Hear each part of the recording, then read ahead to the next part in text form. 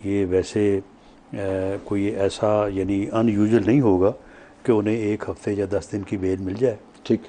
مین time وہ تشریف لائیں, ان کا جو ہمارا پروگرام ہے ریسیپشن کا وہ بھی ہو جائے, اور اس کے بعد وہ طے شدہ ڈیٹ سے پہلے یا اس ڈیٹ کے اوپر جو ہے وہ کورٹ میں پیش ہو جائیں. تو جو سوال کیا گیا نگران وزیر داخلہ سے کہ جی ان کو گرفتار، وہ تو کانوکٹ ہیں، گرفتار کیوں نہیں کیا جائے گا، تو انہوں نے جواب میں کہا کہ جی یہ کسی ملزم کو گرفتار کرنا کوئی مشکل نہیں ہے. بہت زیادہ سخت ری ایکشن آیا آپ کی جماعت کی طرف سے. آپ کے کوئی خدشات ہیں آپ کی جماعت کے کہ کہیں ہاتھ نہ ہو جائے، کوئی اندر خانے کوئی دبے، کیونکہ جو بیان ہے وہ کوئی اتنا سخت نہیں ہے، رد عمل بہت سخت ہے. نہیں، کوئی خدشات نہیں ہیں.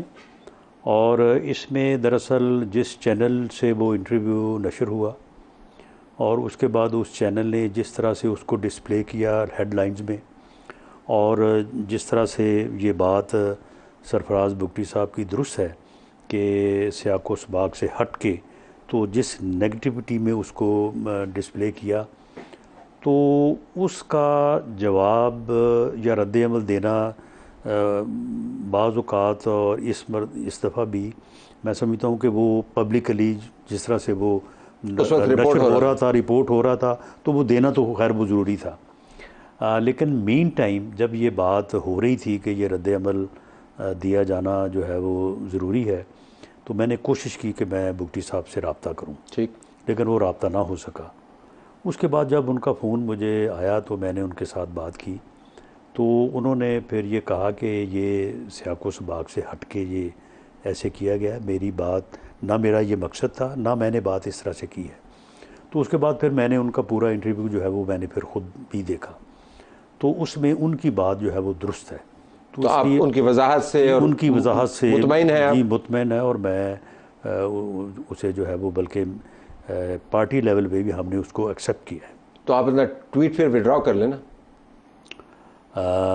میرا خیال ہے کہ وڈرا ہو جانا چاہیے. ہو جانا چاہیے. ٹھیک ہے. تو خدشات آپ کے نہیں ہیں؟ جی کوئی میاں صاحب کے سیکیورٹی کے خدشات تو ہوں گے کیونکہ بڑا الیبریٹ پلان ہے کنسیڈرنگ کہ ہماری ہسٹری کیا رہی ہے.